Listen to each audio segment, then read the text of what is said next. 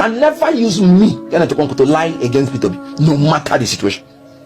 Once you bring it publicly, because I detest lies.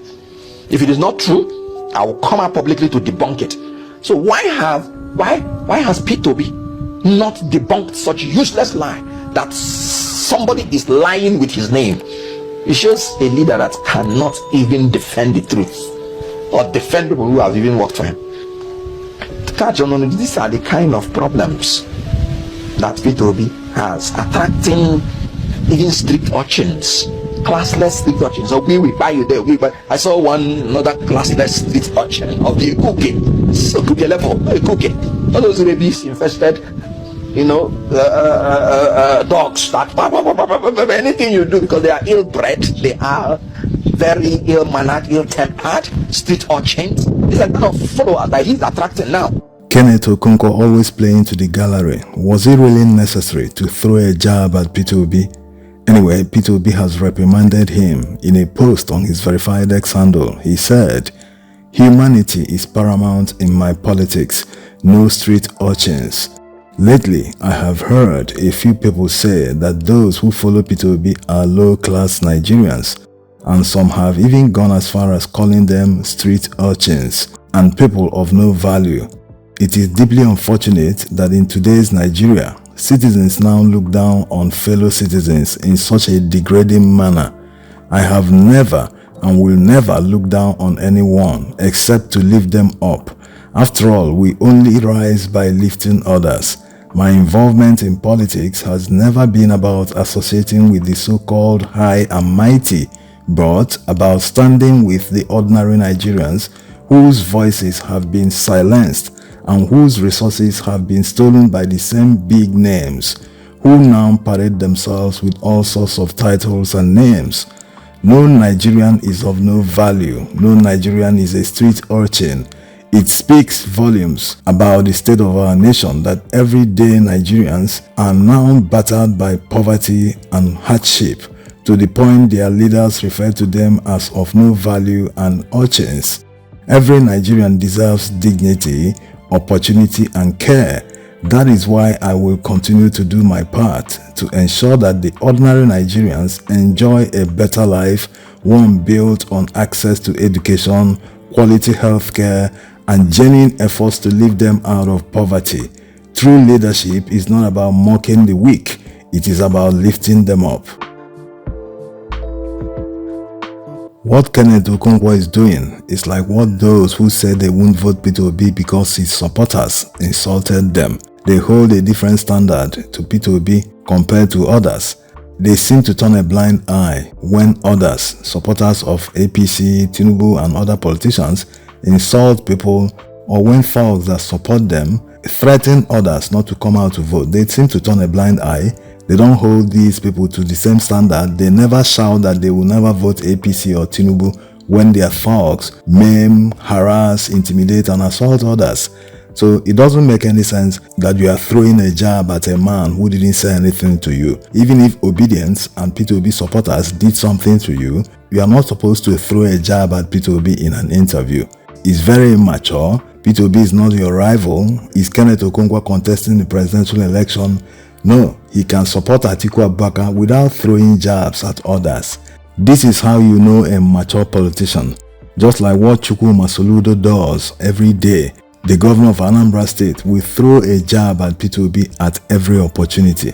No one knows who is trying to impress. Despite all that, P2B remains hugely popular in Anambra State, even more than him.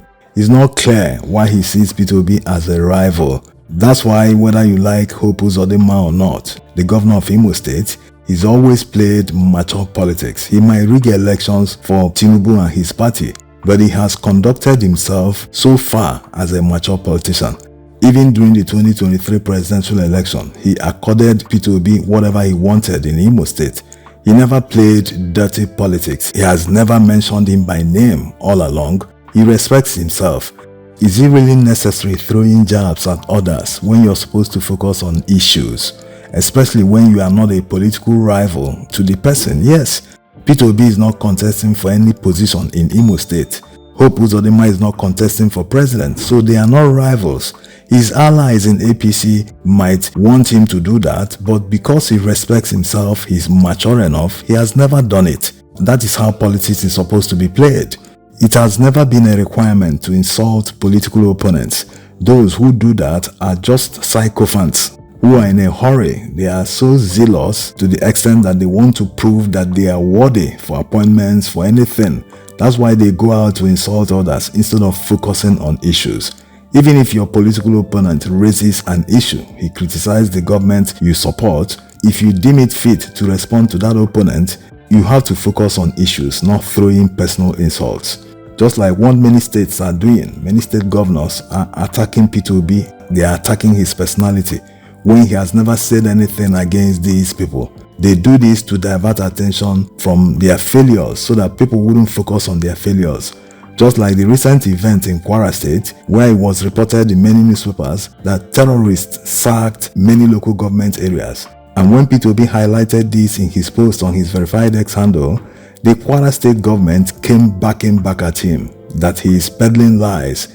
They started denying that terrorists have attacked any local government or even sacked them. This is despite the fact that many institutions have relocated to the Kwara State capital, Ilorin, because of insecurity. So it's not really necessary to attack political opponents. It's better to focus on the issues. In politics, everyone feels they know it better, especially opposition politicians.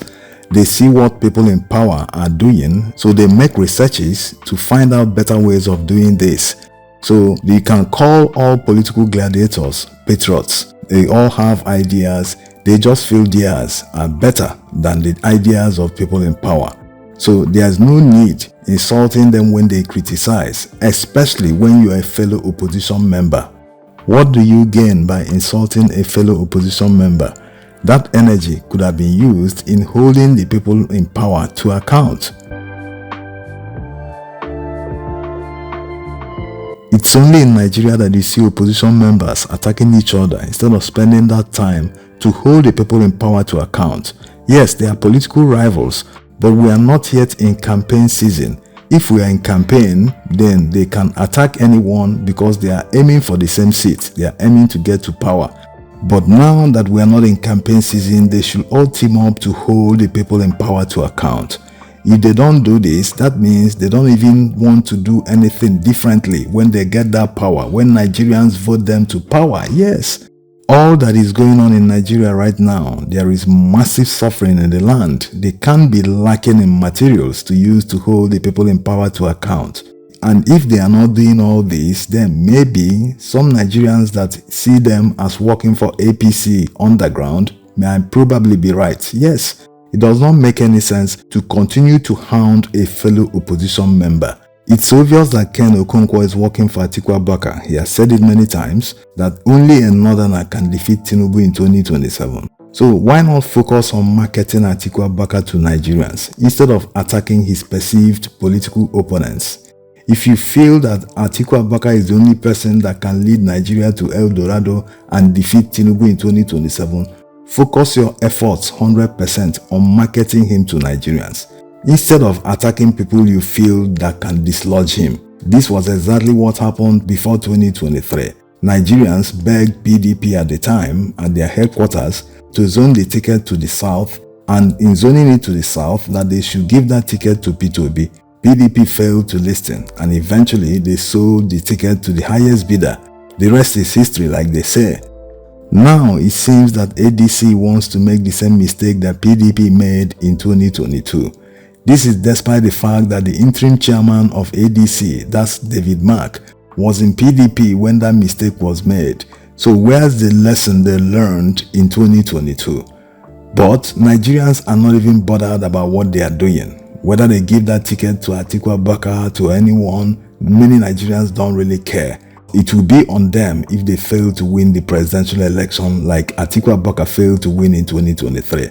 All Nigerians are asking is that they focus on issues. If Kenneth Okonkwo continues to attack P2B from now until 2027, it will not make Atiku Abubakar to win the election. This is the reality. So he should focus on marketing his candidate while P2B continues to mind his business and focus on where he's going.